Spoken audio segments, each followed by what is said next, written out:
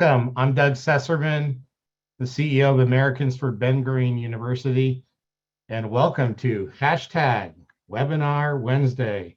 This is our 38th webinar, if you can believe it, since the world changed in February, March of 2020.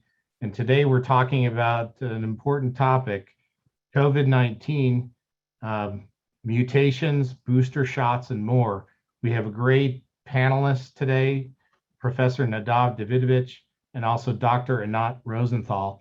It's noon Eastern time. I'm speaking to you from my virtual office in New York City, and Nadav and Anat are joining us from Israel. So thank you for taking your evening to be with us. We have over 330 people that have registered for this webinar, making it one of the most popular we've ever done. So obviously people still have questions about what's happening with COVID. For those of you who are joining us for the very first time, the way this webinar works is it'll last for about 45 minutes. It's a conversation style. I'll be introducing Nadav, asking some questions, and then Anat, and then we'll talk, the three of us together. And anytime you want to ask a question, just click on the Q&A function, and you can ask a question there, and I'll do my best to get those questions to Nadav and to Anat. So let's kind of get started. If you give us 45 minutes, you're going to get a glimpse into one of the most vital institutions to the future of Israel, and we believe the world, Ben-Gurion University of the Negev. I want to thank Melody Mokhtarian, our Director of Events and Experiences, for all her work behind the scenes, Liz Kirshner and Kara Bortman. Without their help, we just couldn't be doing this kind of programming. We are live on Facebook and streaming to the world. Okay, so Nadav, you're a pro and our audience knows you and us, obviously, but I'm still going to give you a little bit of an introduction because you're an important guy and you're also one of Israel's most visible experts and spokespeople on the coronavirus. So Professor Nadav Davidovitch, for those who aren't familiar, is the director of the School of Public Health at Ben-Gurion University of the Negev. He's chair of the Center for Health Policy Research in the Negev, and an advisor to the Israeli government on coronavirus policy. He represents Israel at the European Public Health Association and recently became the interim chair of the Israeli Association of Public Health Physicians. Professor Davidovitch's research focuses on various aspects of health policy, combining his multidisciplinary training as an epidemiologist and public health physician with his research expertise in the sociology of health and public health ethics. He is involved with several research projects related to the legal and ethical aspects of public health practices, including pandemic response and health inequities. As a reserve medical officer during Operation Protective Edge, he was a commander of a medical unit with some 700 physicians, paramedics, and other medical professionals. Nadav received his M.D. and Ph.D. from Tel Aviv University and his master's in public health from Ben-Gurion University. Nadav, it's an incredibly impressive resume, and you're even better, but I forgot one important piece, which is that we had a lot of co-sponsoring organizations that helped support this event and drive our audience. So I just want to thank them. Without your support, we couldn't generate this large audience that we have. And we're on a mission basically to try to partner with Jewish and other pro-Israel organizations around the country where our content, the content of Ben-Gurion University, can fit in the pro-Israel programming of your church, synagogue, national or local organization. And we had over 12 partners, I believe, as part of this. So I just want to do a quick shout out to the Aaron Family JCC in Dallas, Texas, the Aspen Jewish Congregation, the Associated, the Jewish Federation in Baltimore, Maryland, Brandeis National Committee, Wellworth Chapter in Florida, the Camp Young Judea in Wimberley, Texas, Congregation Agudas Achim in San Antonio, Congregation Beth Yeshurun in Houston, Texas, the largest conservative shul in the country, Congregation B'nai Emunah in St. Louis, Congregation Rodfi Shalom in San Antonio, the Israel Bond Southwest region, and the Council General of Israel for the Pacific Northwest. Amazing group of partners that came to support this, so thank you. Okay, Nadav, Israel's leading the world in how to handle corona. Can you give us a little insight into where Israel is at in terms of booster shots and just general policy? First of all, Doug, thank you so much for hosting us together. It's a great pleasure, especially to be also together with Dr. Anat Rosenthal. We are working for so many years and also just finished about 2 weeks ago a summer course we are already doing for the last 7 years.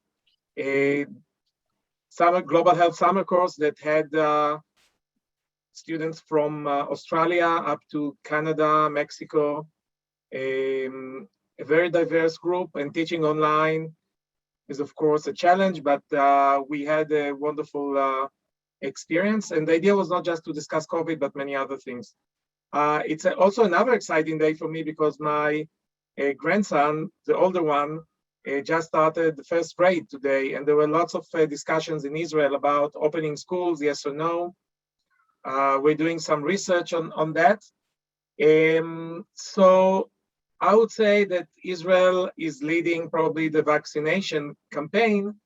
On other things, like many other countries, we are struggling in terms of, the COVID is a mirror representing many challenges for different societies. We are lucky that we have a national health insurance law and we have a very strong community healthcare.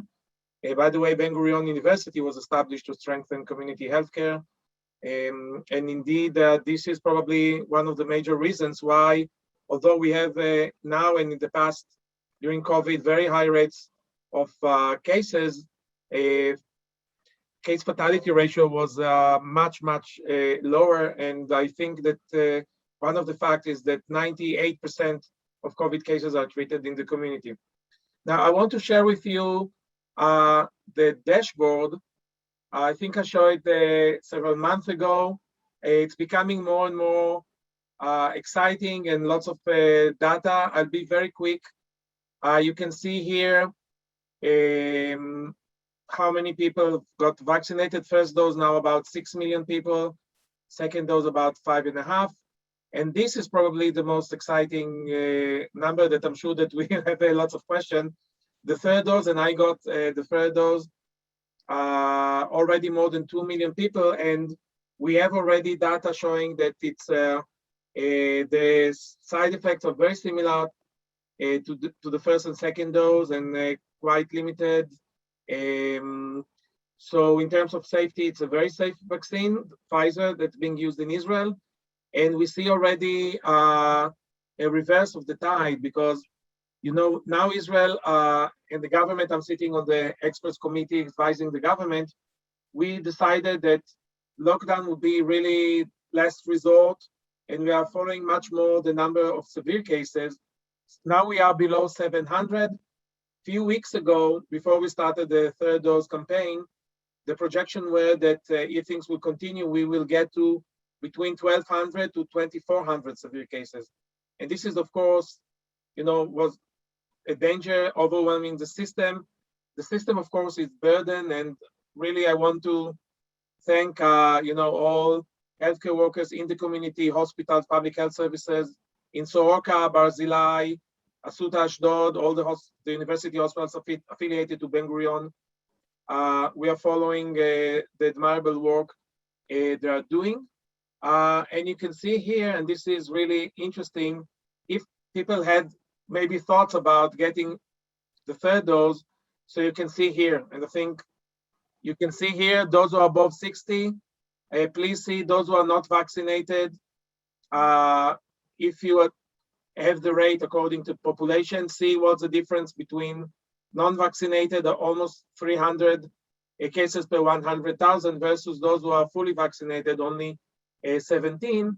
And you can see also here, according to the different age groups, you can see here that most cases in the last month are in the younger population. We still don't have vaccines for children up to the age of 12. And you can see here, this is maybe a bit hard to grasp, You see the multiplication rate, and you see that there is now the pace of going up. We still have lots of cases, but it's now reduced. I'll go back to the vaccination, but you can see here again the reverse. You see, we got to the peaks about a week ago, so maybe even less, and now we are going down in terms of severe cases. In terms of the positive cases, we are quite stable around 6%. This is high. During January, the peak of the third wave, we got up to 14% on average. So this is a big difference. And you can see here what's going on with the R coefficient that is going down. And hopefully in about a week or two, when we get below 1, this will be a major success story. Again, without entering lockdown. I'll just say that unfortunately, during April, May, June, there was a false perception in Israel that we got over COVID, that maybe we got into herd immunity. So first of all, without having vaccines for children up to the age of 12, it will be very hard. And second, the Delta variant is very infective, much more than the previous variants. And the Alpha variant was even more effective than the original one. And unfortunately, and Anat will speak about it much more, as we see huge gaps in vaccination rates around the world, this is a fertile ground for developing variants. So during April and May, we were celebrating taking masks and taking the green pass. As advisor to the government, we felt this is the wrong idea. It was very political. It was, a bit just, after the election when different parties were trying to build the government. Don't be surprised that there is a connection between politics and public health.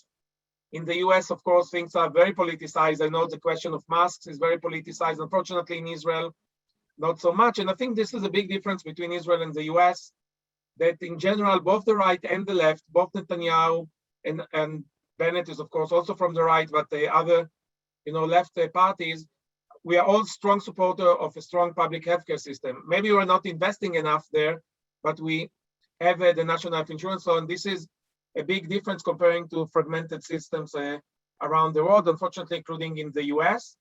I'll just finish by saying that we still have, unfortunately, about average of about 20 to 30 people dying every day, but in January, in the peak of the previous wave, it was 4 or 5 times more. So that's a big difference. And it's mainly because of vaccines, but I need to say that vaccines are not enough. Vaccines are not enough for many different reasons. First of all, because, again, it will be very hard to get into herd immunity when we don't have vaccines for children because of the vaccination gap I mentioned, but also because public health is not just about counting COVID cases. It's also about the socioeconomical status and the gaps. It's about opening schools and see what are the influences in different societies. We had in Israel 2 weeks ago a new project about socioeconomic status and vaccination and being active and using mobile units to get to the city square, to the neighborhoods, especially in poor neighborhoods. I think it's a great idea, but it shouldn't stop just with vaccination. We need to do it on mental health. We need to do it on so many other things that are related to socioeconomic status. And this is why we have social epidemiology to show us the health inequalities and the gaps. Israel is invested in that. Ben-Gurion University in the School of Public Health is invested. We are working with the Arab Medical Physician Association in the Negev, with a coalition of different NGOs, and of course with the health funds and the hospitals.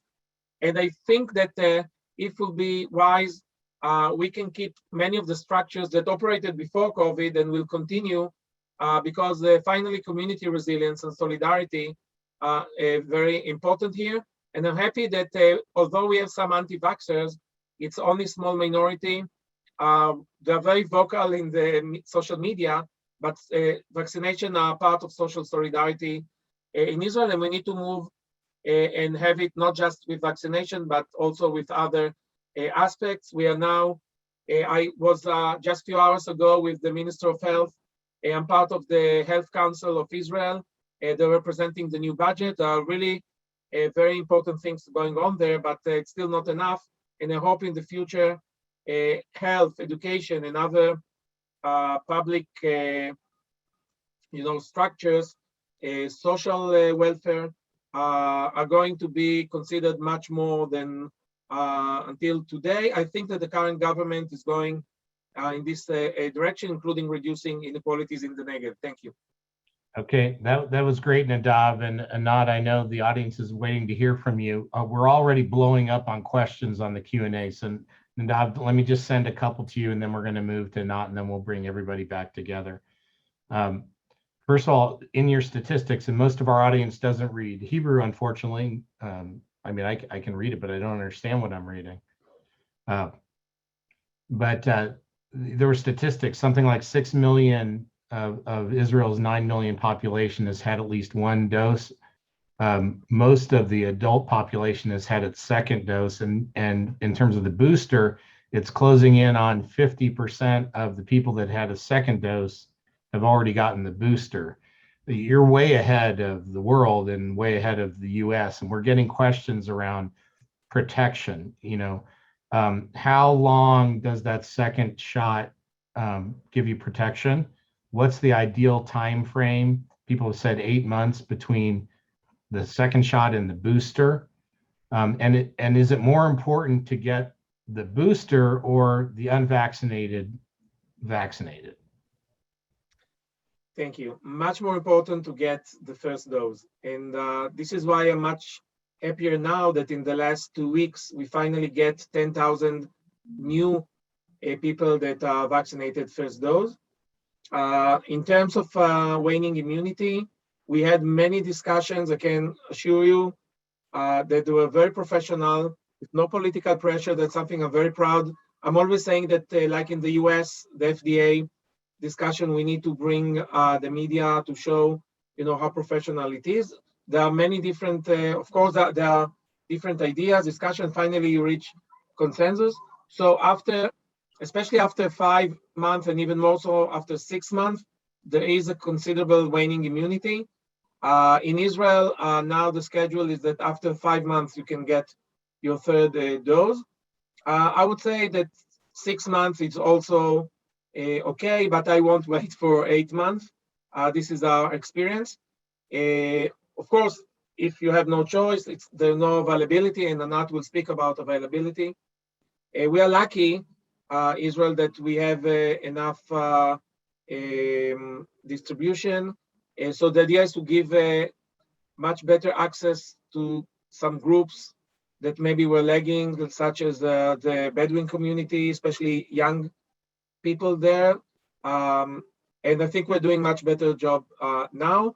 When you get the third dose, now you get, comparing to people that were vaccinated up to 6 months ago, your protection is between 8 to 10 times more. So with 2 doses, we are much more protected than no doses at all, but still, this is very important. Unfortunately, in terms of reducing infectivity, that's also an interesting question. With the Delta variant, it's a bit less successful than with the original variant, but still it's also preventing transmission. Not 100%. This is why vaccination not enough, and you need to have masks. And this is the idea also behind the Green Pass. So in these breakthrough cases where people who have had their second shot, even and maybe even a booster, they're still getting sick from the Delta variant, but they're not getting as sick. They are protected about 3-4 times more than people not vaccinated. But when you get the third dose, it's about 10 to 15 times more than not vaccinated. So you have a gradient. Now we need to remember that hepatitis B and other vaccines, many times, and we are learning, we need to be very humble because we know the virus only for about a year and a half. So yes, the third dose is like a booster, actually. Okay. All right. You have just now hit the record for the most questions that have built in our queue. So I think we might have to have another webinar on this subject just to get through all the questions. But I want to introduce Anat. because we're so glad to have you. Dr. Anat Rosenthal is a medical anthropologist and a senior lecturer at the Department of Health Policy Management, the School of Public Health, the Faculty of our Health Sciences, and the Tamar Golan Africa Center at Ben-Gurion University of the Negev. Her research, very interesting, focuses on global health policy and healthcare delivery in resource-limited environments.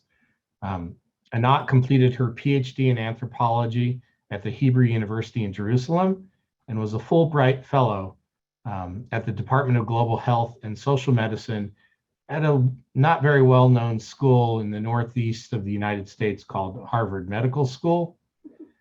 She was also a fellow at the Hebrew University as well as McGill University. God didn't bless you with any brains, Anat, and obviously you haven't done anything with those talents. She's conducted field work in Israel, Malawi, Zimbabwe on the social and cultural effects of AIDS, healthcare delivery in resource-limited settings, national and international health policy, and undocumented migration. She's been a prolific publisher in a number of journals in medical anthropology, public health, medicine, and others. Anat, amazing. Thank you for joining us. Give us a little perspective on the world picture, and then how Israel and the U.S. fit in. Okay. Well, first of all, thank you for the invitation. It's a pleasure to be here. I've heard about these webinars from Nadav, so it's I feel fancy being invited. And I want to build off of what Nadav said, because Israel is a very interesting case. As you've generously described, most of my work is focused in Southern Africa. In the last year and a half, I've been getting calls from friends working in hospitals and Ministry of Health in Malawi, in Zimbabwe, in South Africa, and Rwanda, and they want to hear about Israel. They want to hear about our vaccine programs. They want to hear about education. They want to hear about our Green Pass and other social arrangements that were made. And I think Israel has become a case study and a learning experience for a lot of other countries. However, what is going on in Israel and even in the US is very different from the rest of the world. And I think, if I understand correctly, this is what I'm here to represent. For most of the world population, vaccines are not coming anytime soon. They hear about other countries, but they do not have access. Most of the areas where I work, vaccination rates are somewhere between 0.7% to 2%, and Zimbabwe is a special case because they've managed to reach almost 10% of the population. So for most of the world's population, vaccines are not something that is very accessible. And this whole conversation about a booster is not even on people's minds because it is so inaccessible, and people are more worried about the everyday realities of living with a pandemic. Lockdowns, slowdowns of the economy, the disruption of everyday life. So try to imagine the first phases of the pandemic as we experienced it, and this is what most of the world is still experiencing. And I think this is something important to remember. And that also means that there are a lot of disruptions to healthcare services, which is where my research is focused. And it's interesting because I came into the world of healthcare delivery studying another pandemic. I'm an AIDS scholar, and this is where I'm coming into this conversation. How does the world respond to a pandemic? What happens in rich countries and in poor countries? And then how do we change and evolve over time to deal with these challenges? And my focus, I'm not a physician like Nadav, so my focus is the social, cultural, and institutional aspects of coping with pandemics. And we see a lot of historical parallel between AIDS and COVID-19, as crazy as it's going to sound. But this whole notion of a new infectious disease that we haven't known before, that exploded into our lives. And of course, it is not the same. Everyone who knows a little bit about the actual diseases know that it's not the same. But if we look at global responses and global policies, we see a lot of similarities. But we also see how these pandemics reflect the challenges, the inequalities, and all the things that we haven't figured out before. So poverty and other social determinants of health, political instability, war and conflict, and even just the politicization of health and healthcare services. and how they affect our ways of dealing with a pandemic. So, for example, it would not be surprising to say that much like the US and Israel, the poor are bearing much of the burden of the pandemic. They are the ones who are unable to work from home. In some countries, it is impossible to stay home on lockdown because people are living off of daily wages. So lockdowns are impossible for them, and they would starve to death if they have to be locked down. People who don't have running water and electricity cannot just shop for a month and then stay at home. They would have to go out every day. So once again, they would have to put themselves at risk. Countries that suffer from political instabilities, and we've seen that all over the world. So, in recent weeks, we've been looking to Afghanistan, but before that, it was the Democratic Republic of Congo and Brazil. So a lot of political instability has also played into this pandemic and also has a huge effect. Now, Nadav kind of commented on Israeli politics and the pandemic, and I'm going to try to take a step back from that. But obviously, the political system has a lot of influence, both on the reaction or what the government is able to do, but also in terms of what are the people willing to accept. And I think that, and Nadav gave the US as an example and how masks have become politicized. But when we do not trust our government, it is very hard for us to stay home, keep ourselves distanced, or even risk our financial future if we do not trust that the government is thinking about our best interests. So this is also something that we're seeing all over the world, and it is impacting policy decisions, both on the national level in various countries, but also on the global level of how do we communicate messages properly. And I think this is one of those things where those of us who follow health communication throughout the pandemic have seen all the areas where we could have done better. We could have learned our lessons from the past. And I think one of the major issues that we have been seeing is the issue of transparency.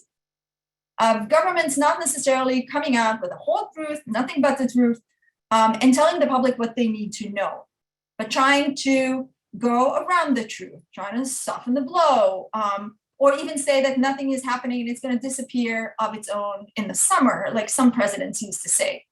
One of the interesting examples was Angela Merkel, who came out at the first days of the epidemics in a press conference and said in a very German way, this is going to be our biggest struggle since the Second World War. A lot of us are going to get sick and die, and we're going to get through it. And it was terrifying to watch, but she was one of the only heads of states, maybe she and the Prime Minister of New Zealand, who actually came to the public and spoke the truth. And therefore, their governments were trusted by the public because it was very clear that they're not trying to hide anything. An interesting example from my area of expertise is from Malawi in Southern Africa, which is where I do a lot of my work.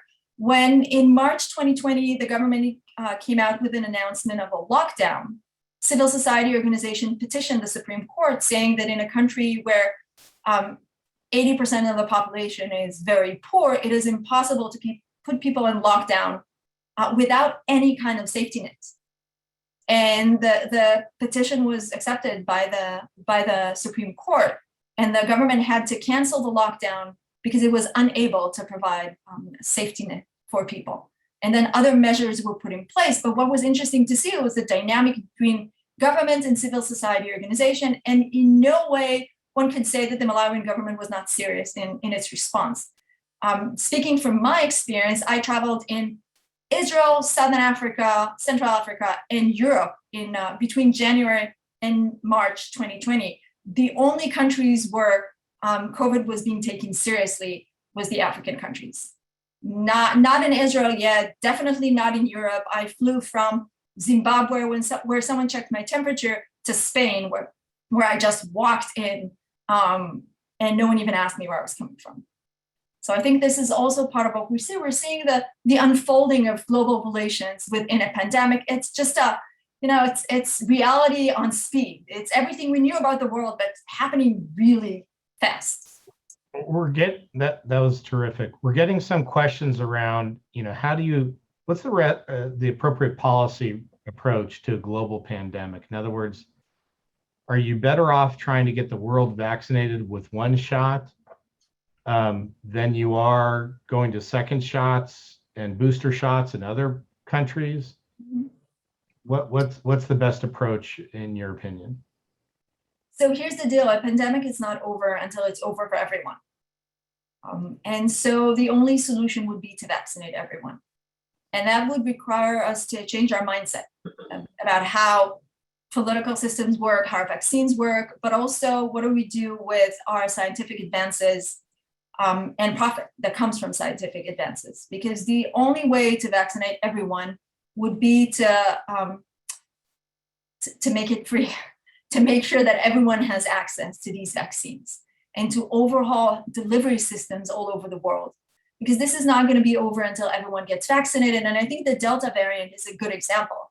Can we talk about that a little bit, like where these variants come from and the relationship between the variants and having the world vaccinated? Okay, so I'm gonna answer the second question, and then I'm gonna defer to Nadav, who's gonna be much better at addressing the first one. The more people are infected, the more mutations we're going to see, and we're going to see more variants. So we want to stop infections. And the Delta example is the India example. So if people in India were vaccinated at the same rate as they were in Israel between January and April 2020, maybe we wouldn't have gotten to the stage where we have to deal with Delta. Now, we still have a lot of letters in the alphabet, which is why I'm concerned. Nadav, you're going to take the first part? I would say in general that when you're studying virology, microbiology in general, and when you're dealing with the concept of eco-health, things are very dynamic. People are now following mutations of COVID, but we are always discussing mutation regarding antimicrobial resistance and many other issues. We have a colleague in our School of Public Health, Professor Kobi Moran-Gilad, that this is exactly his job.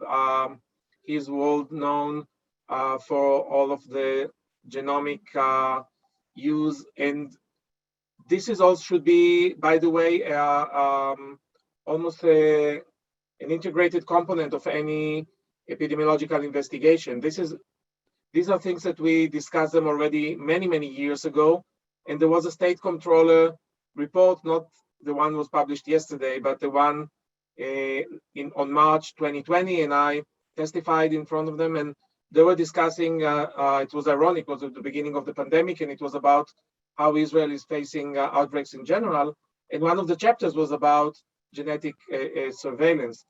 Now, it's not the fact that I'm the physician now advising you to get to the genetic component, not at all. I mean, yes, but it must be understood within the social aspect that Anat is talking.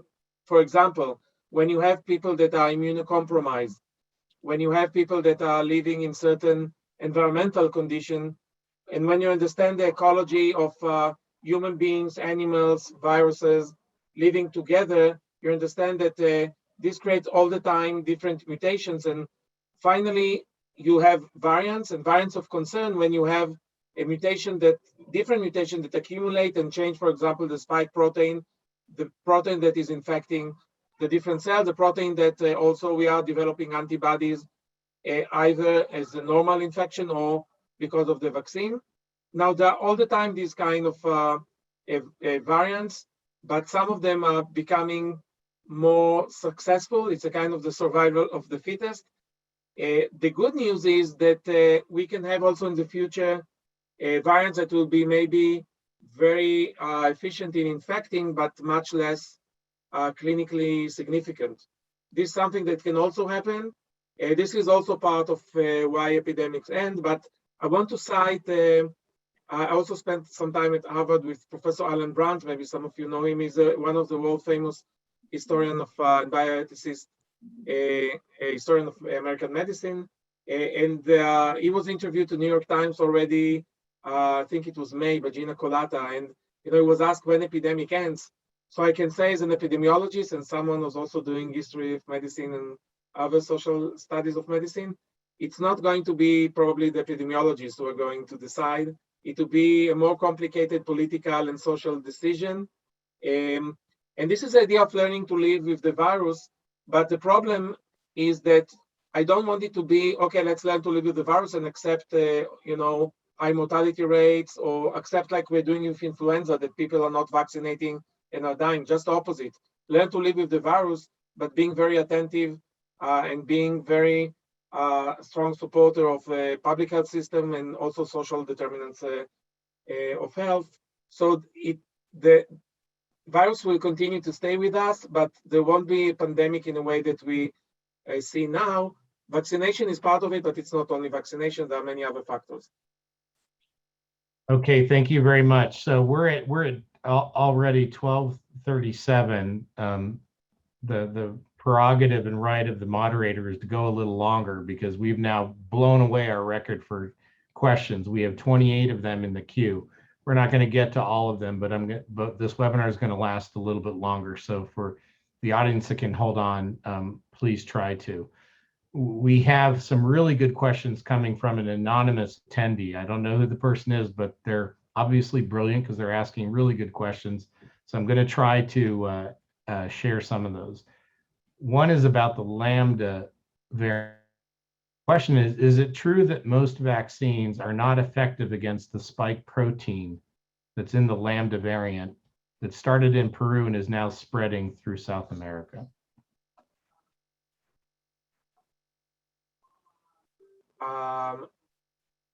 Sorry, can you repeat it again? I had a call entering.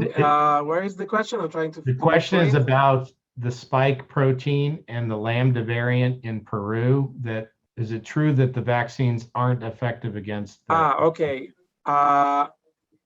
It's not okay. So most of the variants, the mutations are on the spike protein. According to the current data we have, vaccines is working on the different variants, maybe a bit less like with the Delta variants. The good news that it's much easier to adapt the messenger RNA vaccinations, and actually both Pfizer and Moderna are soon going to release probably more adapted vaccines, but I'm urging you, don't wait for them. It will take some more time, and we're in the middle of the storm.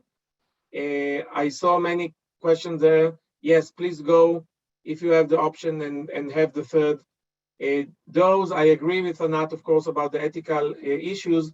By the way, I myself donated 3 doses when I vaccinated. Of course, this is not going to solve but at least it was a sign of solidarity. So that's maybe an option. And also in our discussions in the government, I'm urging the Israeli government to be much more active in the COVAX initiative of the World Health Organization, and also with the Palestinians. All of us, all public health experts think that we need to help, both because of a moral duty, but also because it's our interest in many ways. So the Peru or AY3 and all of them, we continue to follow. For now, none of them is really totally escaping the vaccine, but you can understand that it's very tricky and messy because you cannot just do a clinical trial, taking people, infecting them with this variant and a control group with the variant and not giving them the vaccine. So everything are observational studies with lots of confounders. My colleague, Professor Ran Baliser, is from Clalit Health Services, but also a member of our School of Public Health. He's one of the guys doing many of these very sophisticated vaccine efficacy that are published in New England Journal of Medicine, Lancet. We're very proud. Many of them are from Ben-Gurion University scholars. So sorry for the long answer, Doug, but for now, vaccination are working, maybe a bit less, but it's still very messy. And I want to return to what Anat said, that the better solution is to have a global health governance that will improve vaccination. And there are ways of doing it in terms of different patent policies. Remember, I think this is a warning sign for all of us. We need to move from vaccine nationalism to vaccine internationalism. That's something we published already a few months ago, and I hope this will be a warning sign. That was really well said. So sometimes, you know, the startup nation has become the vaccination nation, and to move from a national policy to international policy is probably the only way to address this pandemic. This I think might be for you and not. We're getting some questions around international travel. You know, what's the opinion? What's your opinion on the need to close down international travel? And if so, for how long? And in particular, Israel currently is very aggressive in this area. So I think there's no good answer to that. We live in a global community. It's almost impossible to really shut down travel. And I think it's going to change in the next, you know, people want to say 6 months, but that's gonna be with us for a few years, and we're going to see ups and downs. Some countries have shut down their borders completely. Once again, New Zealand is one of the examples. Israel, on and off. I understand the urge to travel. I can't wait to get on a plane. It's been far too long for me. But I think it's important to follow what's going on. So if we do want to travel, try to make sure that we know what's going on at home. So make sure we're not putting someone else at risk, but also be more informed about what's going on in other countries. You know, there's no one recommendation. I wouldn't say to people, oh, just get on a plane and go, but I also wouldn't say stay home. So it really depends on what the situation is like in your home country and the place you're going to travel to. And it's, you know, it's a balancing act that we're all going to be doing. I don't think any of us is going to be hopping to Paris for a weekend anytime soon.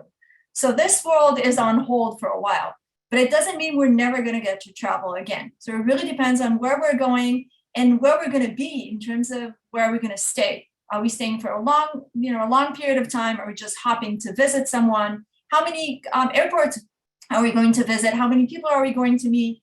Are we going to a country where people are vaccinated and fairly protected, or are we coming from a vaccinated country like Israel, going to a place where everyone we're going to meet is not going to be vaccinated, and we might put them at greater risk? So I think this is kind of a balancing act that we're all going to be doing.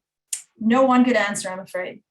We've got a couple of questions around. Go ahead, Nadav. Just to say briefly that I was in the Ministry of Health 2007 when we adopted the international health regulations. And unfortunately, many of thousands of hours of work were not implemented. And the idea is to strengthen the whole public health kind of interaction. And it's very complicated. It's, like Anat said, it's about a whole journey, including airport safety and surveillance of different variants and all of that. And you need a very strong infrastructure, and it's a big investment, and the WHO is pushing forward, but there are very large gaps between countries, unfortunately.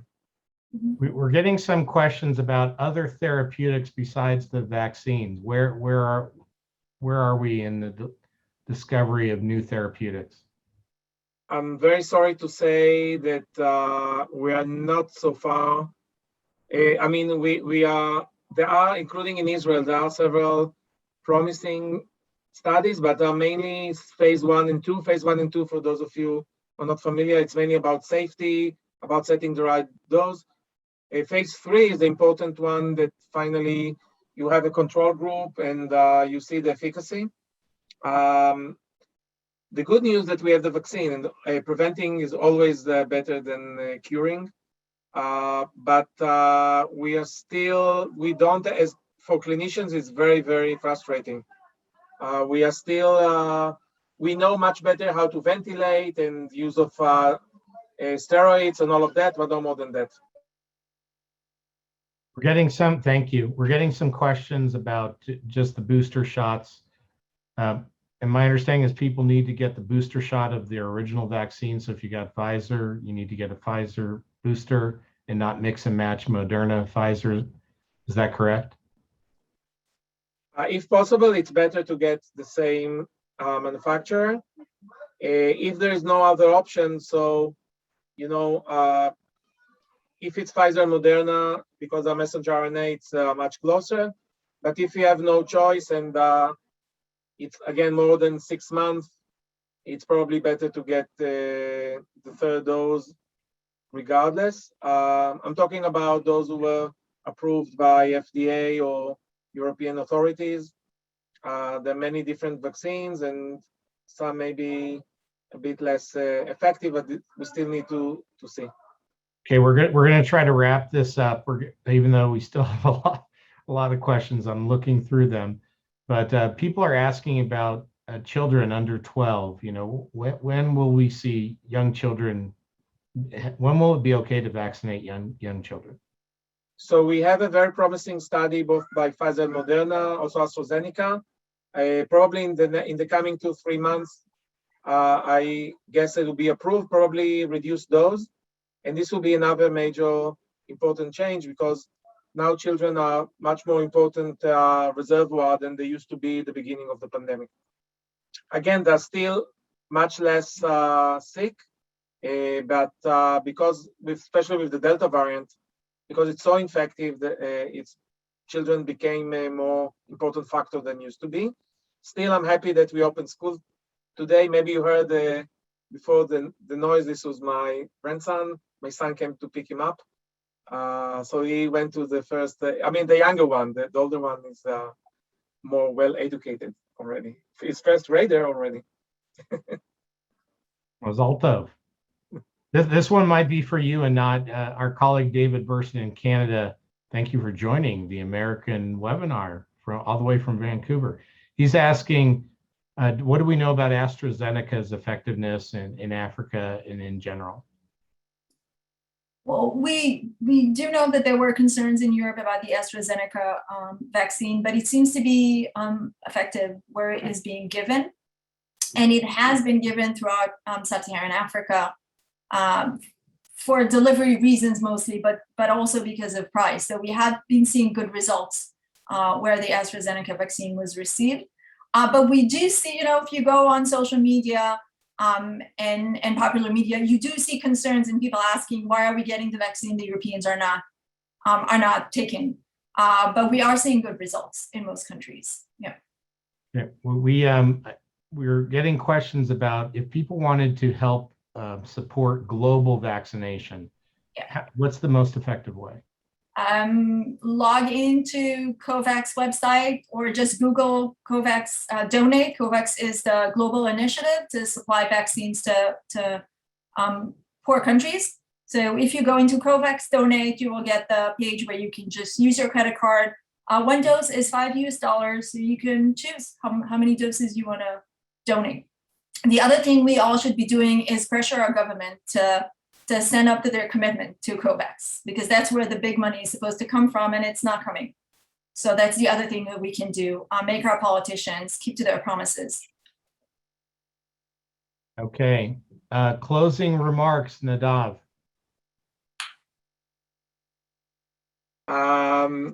I think, it's been a roller coaster, I think, for all of us, also for me. The pace of things, it's unbelievable.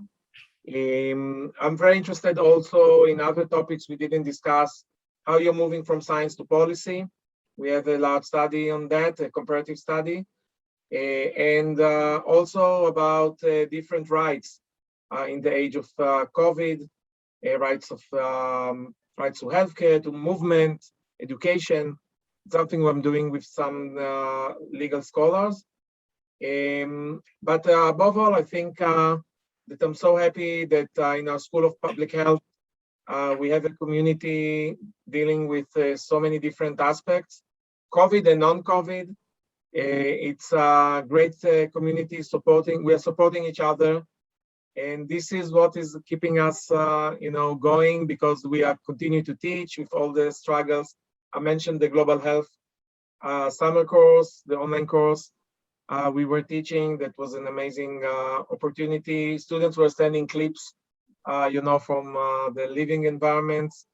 And I think there are lots of innovation. I wish, it would be in a more normal times, but we're trying to go ahead. And I think, your community, both the personal, your community where you live, etc., but also the academic community is something that is giving us strength, and also working with outside the university, and the Negev, with the Bedouin community, with others.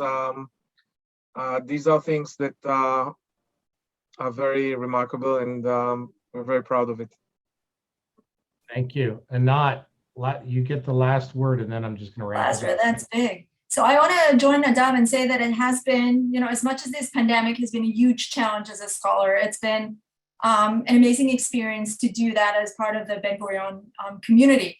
At the beginning of the pandemic, every time someone from Ben-Gurion would be on TV, my family would call me, and that happened 5 times a day. So now I get a weekly report of all my colleagues that were on TV that week. And I think that says something about the public health and medical and social studies community at BGU that was very impressive. But if we're in the business of quoting famous Harvard historians of medicine, I want to end with Charles Rosenberg, who said that epidemic ends with a whimper, not a bang. So this is not going to end in a day. This is a process that we're going to have to live through and adjust, and we're going to have ups and downs, and bad months and not so, and great months, and mostly in between. And I think, and I know Nadav agrees with me, that one of the keys to coping with it is solidarity and kindness. And this is something that we're all going to have to practice and get better at, because what we're seeing now is the preview. We still haven't talked about climate change and future pandemics. So we need to get better, and we're working on it. All right, thank you very much. So a big thank you to Professor Nadav Davidovitch and Dr. Anat Rosenthal for joining us today. Please join us for future webinars in the event. Our next one is scheduled for October 13th, What to Expect with Tax Law Changes in 2022, starring our very own Neil Meyerberg. For those of you who are interested, you can always find out more information on americansforbgu.org. That's our website. Please join us for future events to learn why the Negev truly is the future of Israel, and why Ben-Gurion University is the key engine to drive that growth in the Negev and for the future of Israel, and we believe the world. Together, we honestly can be what we refer to as partners in the remarkable. I just want to close by saying Shana Tova. May this be a sweet and safe and healthy new year for you and all of your families. And David Ben-Gurion, the founder, first prime minister of Israel, #2 Jew all time, I like to call him, said, "The dreams are capable of transforming the natural order by the power of vision, science, and pioneering capacity." And to Nadav and to Anat, we thank you for living David Ben-Gurion's ideas and visions and making them a reality, and making our world as a result a better place. Take care, stay safe, and be healthy. Thank you.